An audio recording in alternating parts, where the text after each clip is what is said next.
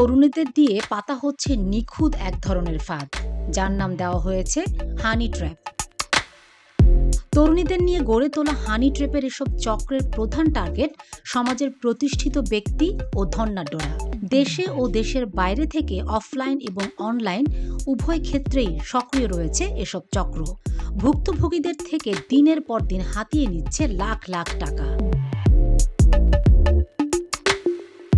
ভুক্তভোগীরা জানিয়েছেন, চক্রের সুন্দরী তরুণীরা টার্গেট ব্যক্তির সঙ্গে বন্ধুত্ব থেকে গড়ে তোলে প্রেমের সম্পর্ক। তারা মূলত যৌনতার ফাঁদ আটে। প্রথমে অনলাইনে অর্থাৎ ইন্টারনেট ভিডিও কলে খোলামেলা আলাপচারিতার ভিডিও রেকর্ড করে জিম্মি করে ফেলে। আবার অনেক ক্ষেত্রে সম্পর্ক আরও গভীর করে রুম ডেটের জন্য ডেকে নিয়ে বাসাবাড়িতে আটকে জিম্মি করে মোটা অঙ্কের টাকা হাতিয়ে নিচ্ছে।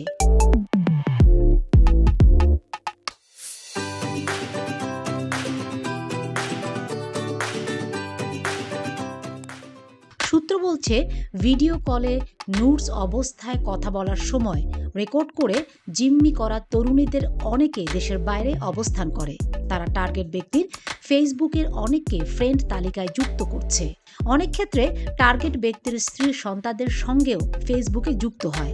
পরে টার্গেট ব্যক্তির কাছে দাবি করা টাকা না পেলে এসব ছবি ও ভিডিও তার স্বজনদের কাছে ছড়িয়ে দেওয়ারও ভয় দেখায়। এভাবে হাতিয়ে নেওয়া টাকার একটি অংশ চক্রের বাংলাদেশের সদস্যরা হুন্ডি ও ক্রিপ্টোকারেন্সির মাধ্যমে দেশের বাইরে থাকা ওই তরুণীদের কাছে পাঠিয়ে দিচ্ছে। এসব ঘটনায় সামাজিক লাজ লজ্জার ভয়ে আইনি পদক্ষেপ নিতেও চান না বেশিরভাগ ভুক্তভোগী। আবার অনেক ক্ষেত্রে চক্রের সদস্যরা গ্রেফতার হলেও আইনের ফাঁক দিয়ে মুক্তি পেয়ে যাচ্ছে। অভিযোগ রয়েছে, প্রভাবশালী কিছু আইনজীবীও এই চক্রের ফাঁদে জিম্মি হয়ে পড়েছেন। আইন শৃঙ্খলা বাহিনীর সংশ্লিষ্টরা বলছেন, সুন্দরী নারীদের এই ফাঁদে বেশি পা দিচ্ছেন 20 থেকে 50 বছর বয়সের পুরুষরা। সামাজিক যোগাযোগের বিভিন্ন মাধ্যম ছাড়াও কল গার্ল সরবরাহের আড়ালেও পাতা হচ্ছে হানি ট্র্যাপ। শুধু সিআইডির সাইবার পুলিশ সেন্টারে মাসে এই সংক্রান্ত গড়ে 30টি অভিযোগ জমা পড়েছে। বেশিরভাগ ভুক্তভোগী মামলা করা ছাড়া হানি ট্র্যাপের মতো সমস্যা থেকে মুক্তি চান।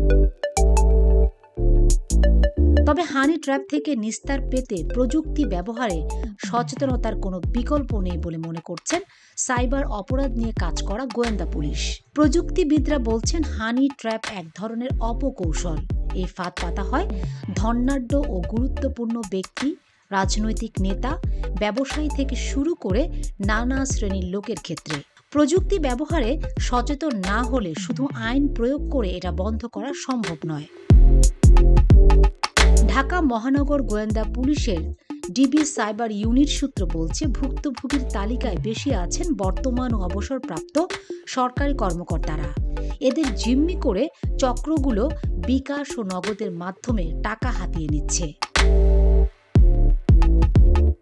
পুলিশের অপরাধ তদন্ত বিভাগের সিআইডি সাইবার পুলিশ সেন্টারের সূত্র বলছে, সামাজিক যোগাযোগ মাধ্যম Facebook, imo, Telegram, WhatsApp, Instagram, TikTok, ইউটিউবের শর্টস ভিডিওর মাধ্যমে পাতা হচ্ছে হানি ট্র্যাপ।